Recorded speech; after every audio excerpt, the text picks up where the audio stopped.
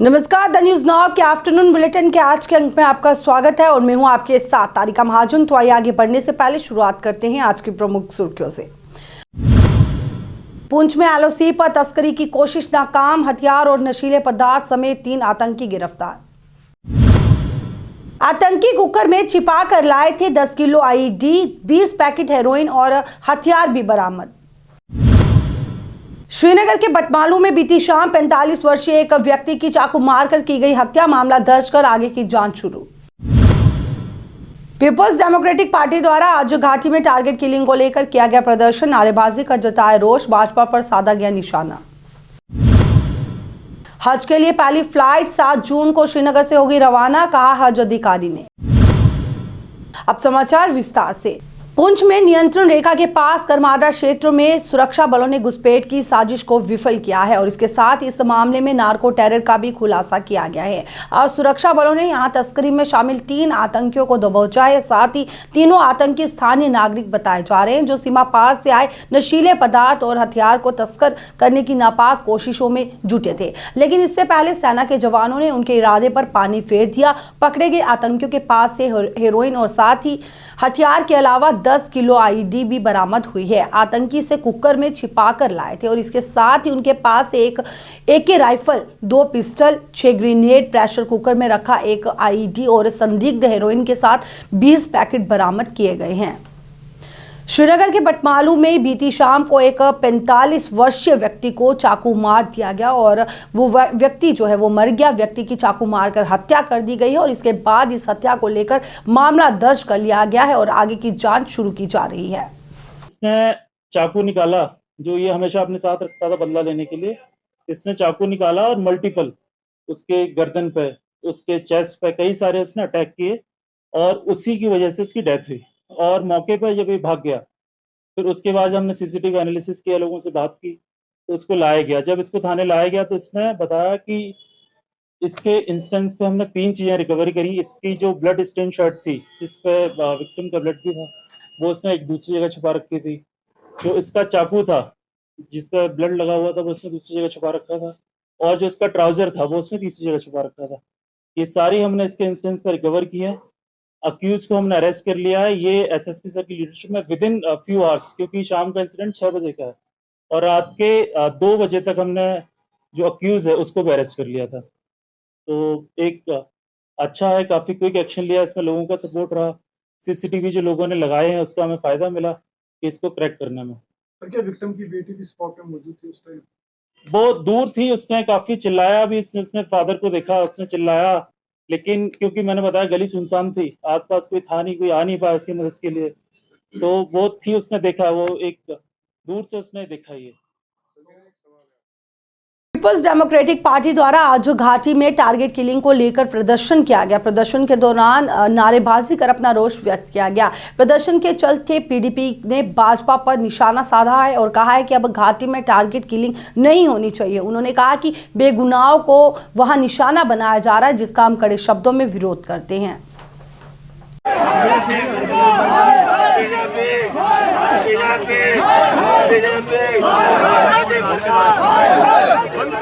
देखिए, आज का हमारा पीसफुल प्रोटेस्ट जम्मू यूनिट का है। जो टारगेट किलिंग अनंतनाग में हुई है हमारे उधमपुर के रहने वाले दीपू कुमार की, उसके खिलाफ है। हम सरकार से ये पूछना चाहते हैं, सरकार एक तरफ से कहती है कि हालात बिल्कुल सामान्य हैं, तो दूसरी तरफ से सरकार, आप मुझे बताइए कि टारगेट किलिंग हो रही है, तो सरकार आज कहाँ है? आज मैं भारतीय जनता पार्टी से पूछना चाहते हैं, आप जम्मू के ठेकेदार थे, तो आज जम्मू के नौजवान की हत्या हो गई है, कोई भारतीय जनता पार्टी कहाँ है? इसलिए आज हम सड़कों पर प्रोटेस्ट करेंगे। हज अधिकारी द्वारा आज हज के बारे में जानकारी देते हुए कहा कि हज के लिए पहली फ्लाइट जो है वो 7 जून को श्रीनगर से रवाना होगी और उस दिन 2 फ्लाइट श्रीनगर से हज के लिए रवाना होंगी। हज यात्रियों को हज हाउस पर जल्दी पहुंचना होगा क्योंकि उन्हें यहां से हरी झंडी दिखाकर रवाना किया जाएगा। गाड़ी में, और जो 7 बजे निकल जाएगी या तो उनको उन हाजियों को यहाँ 2 बजे पहुँचना है। तो हज साहिबान के लिए क्या कुछ खास फैसिलिटीज है इस साल? फैसिलिटी तो जो बाकी साल में है, तो वही फैसिलिटी इंशाल्लाह ठीक ही होगा। वहाँ भी है जो अरेंजमेंट से सऊदी अरबिया में, तो यहाँ तो हम पूरा ठीक ही है। तो जो वहाँ होंगे तो वो भी सारा ठीक है। तो सर एज अ हज ऑफिसर आपकी कोई अपील रहेगी हज साहिबान? यही है कि उनको देखो, अफवाहों को देखना है पहले। अगर उन्हें पहले देखा होता, पिछली बार भी जो किसी शरपसंद ने वो लास्ट ईयर का शुरू इजरा किया था, अगर वो पहले ही देखते उनको पता चलता है कि 22 का शुरू है। तो लेकिन सिर्फ उनको कहो कि अफवाहों पर काम नहीं करना है। जो भी हम नोटिफिकेशन निकालेंगे, हम इलेक्ट्रॉनिक मीडिया के जरिए भी और प्रिंट मीडिया के जरिए भी हम उनको पहुँचाएंगे। और जो हमारी वेबसाइट पीओके डीपीज फ्रंट के अध्यक्ष रिटायर्ड कैप्टन युद्धवीर सिंह चिप की अध्यक्षता में आज फ्रंट के सभी सदस्य महाराजा हरि सिंह पार्क में इकट्ठे हुए, जिसमें महासचिव जेपी शर्मा और सचिव केएस चिब और साथ ही पॉल्क भी मौजूद रहे। वहीं उन्होंने प्रधानमंत्री नरेंद्र मोदी, उपराज्यपाल मनोज सिन्हा, केंद्रीय गृह मंत्री अमित शाह का आभार व्यक्त करते हुए कहा कि उन्होंने राज्य के प्रभावशाली व्यक्तियों के खिलाफ साहसिक कदम उठाए हैं, जिन्होंने अवैध रूप से सरकार पर कब्जा कर लिया है। भूमि के साथ साथ वन भूमि और अपने आधिकारिक पदों का उपयोग करके उन लोगों से अतिक्रमण भूमि को खाली करवाकर सबसे अच्छा अभ्यास किया। उन्होंने ये भी कहा कि प्रक्रिया को तब तक जारी रखा जाना चाहिए जब तक कि सभी अतिक्रमणकारियों को उक्त अवैध कब्जे से पूरी तरह से मुक्त नहीं कर दिया जाता।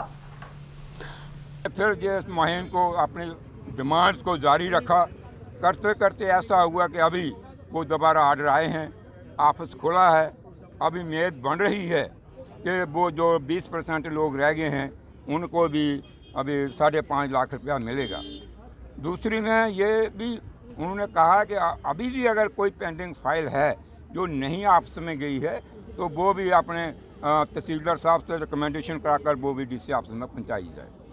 अगली बात ये है कि इसके बारे में जो ऑफिस खुला है, मैं अपनी गवर्नमेंट को, खासकर एसजी साहब को, मोदी साहब को, गवर्नर कृष्ण साहब को और डीसी जम्मू को बहुत बहुत मुबारकबाद देता हूँ। और जिन्होंने कि ये ऑफिस खोलने की प्रक्रिया जो है वो दोबारा की है, इससे रिफ्यूजियों का बढ़ा होगा। और मैं ये भी उम्मीद मुझे है कि जो बाकी मसले हैं हमारे या जो 24.5 लाख अभी बैलेंस है 5.5 के अलावा, क्योंकि जेपीसी ने रिकमेंड किया था 30 लाख, तो अभी उसे 24 रहता है। मैं उम्मीद करता हूँ कि अगर ये इंसान को देखते हुए, एक अत्याचार को देखते हुए जो इन लोगों के साथ हुआ है, तो उम्मीद बनती है कि अभी मोदी जी इस पूरे मसले के ऊपर गौरसानी करेंगे। और मुझे पक्का भरोसा है कि इससे हम कभी पीछे नहीं रहेंगे। जो हमारे हक पंजाब के अमृतसर से वैष्णो देवी जा रही 76 यात्रियों से भरी बस मंगलवार सुबह 5 बजे के करीब झज्जर कोटली के पास पुल से 50 फीट नीचे गिर गई और हादसे में चालक सहित 10 यात्रियों की मौत हो गई। 8 ने मौके पर ही दम तोड़ दिया, एक ही रास्ते में और एक की अस्पताल में मौत हो गई। 64 यात्री घायल हैं, जिनका जीएमसी में इलाज चल रहा है। इनमें भी जो 3 हैं उनकी हालत वो गंभीर बताई जा रही है। 2 यात्री पूरी तरह से सुरक्षित है। मरने वाले और घायल सभी मूल रूप से बिहार के लखीसराय जिले के हैं और अभी अमृतसर में रह रहे थे। दुर्घटना के पीछे सबसे बड़ा कारण आपको बताएं कि 45 सीटर बस में 76 लोग बैठना और चालक का आपराधिक जो है वो होना, और इस बस को मार्बल का काम करने वाला कारीगर इस बस को चला रहा था। बड़ी बात यह है कि बस मॉडिफाइड थी और इसे अमृतसर के प्रिंस ट्रांसपोर्टर से मंगवा कर इसे ले जाया जा रहा था।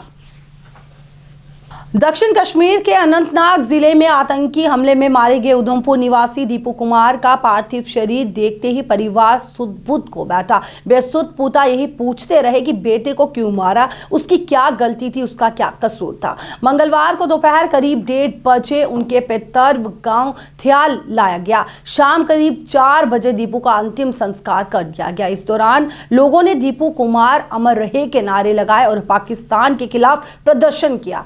वहीं उप राज्यपाल मनोज सिन्हा ने मृतक के परिवार को 5 लाख रुपए आर्थिक सहायता देने की घोषणा की। दीपू कुमार के परिवार में बीमार पिता, भाई, भाभी और उनके 2 बच्चे हैं। दीपू कश्मीर जाते समय पत्नी को साथ लेकर गया था। सोमवार रात करीब 8:30 बजे दूध लेने के लिए सर्कस से बाहर निकला तो बाइक सवार 2 आतंकियों ने 3 गोलियां मार दी। अस्पताल ले जाने पर उसको मृत घोषित कर दिया गया। पिता ने बताया कि सोमवार देर रात को ही कुछ पुलिसकर्मी पुलिसकर्मी घर आ गए थे, लेकिन किसी ने भी बेटे की मौत के बारे में नहीं बताया। मंगलवार सुबह करीब 8 बजे मुझे बताया गया। अंतिम संस्कार में सैकड़ों लोग वहां पहुंचे थे। घटना के विरोध में कश्मीर के अनंतनाग और बारामूला जिलों में लोगों ने कैंडल मार्च भी निकाला। जम्मू, कठुआ, रियासी, पुंछ समेत अन्य जिलों में भी इसको लेकर के जो है वो विरोध प्रदर्शन किया गया। किलिंग की तो ये ऐसे जो वाक़ात है, ऐसे वाक़ात यहाँ पर नहीं होने चाहिए।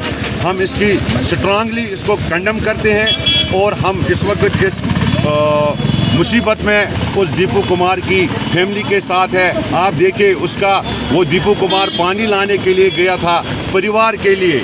उसकी जो बीवी है वो बीवी प्रेग्नेंट है, 9 महीने की प्रेग्नेंट है। उसका बाप जो है सुनने में आया, वो सुन नहीं सकता है, भाई अंधा है। तो ऐसी फैमिली से आप देखिए सारे जो परिवार जो है वो बेसहारा हो गया। तो इसी में हम इसको स्ट्रांगली ऐसे जो ये कवर्डली जो ड्रास्टिक जो टेरर अटैक हुआ है इसको हम कंडम करते हैं।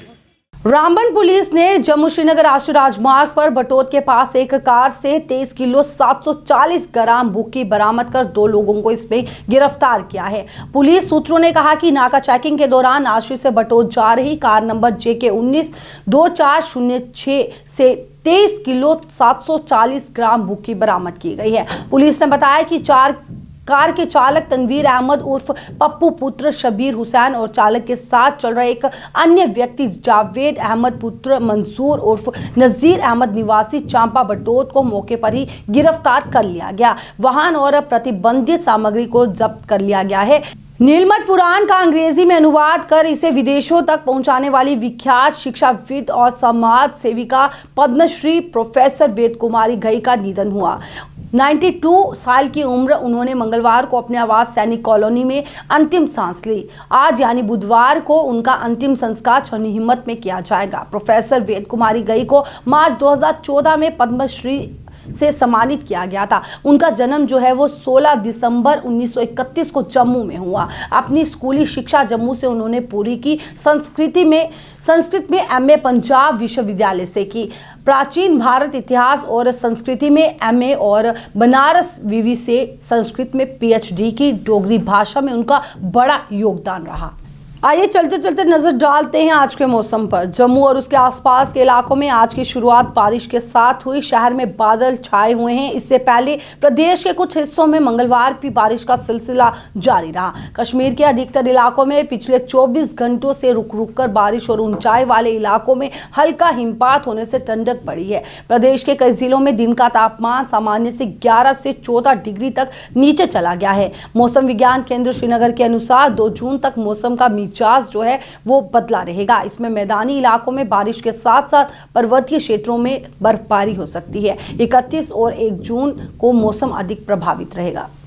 बारिशों के साथ साथ पहाड़ी इलाकों में कुछ एक जगहों पे हल्की बर्फबारी, उसके साथ थंडर लाइटनिंग, गस्टी विंड्स और occasionally moderate to heavy showers for short period 5-10 minute के लिए ऐसे स्पेल्स रहेंगे। तो आज भी जो है मौसम बिल्कुल क्लाउडी है। कुछ एक जगहों पे हल्की बारिशें हुई है आज अर्ली मॉर्निंग और अभी भी कुछ एक जगहों पे आबर आलू थे। तो इसी पैटर्न का मौसम जो है लगभग ऑलमोस्ट 2 जून तक रहने के चांसेस हैं और थंडर स्टॉर्म के साथ साथ लाइटनिंग, गस्टी विंड्स और हेल स्टॉर्म के भी चांसेस हैं, खासकर आज और कल।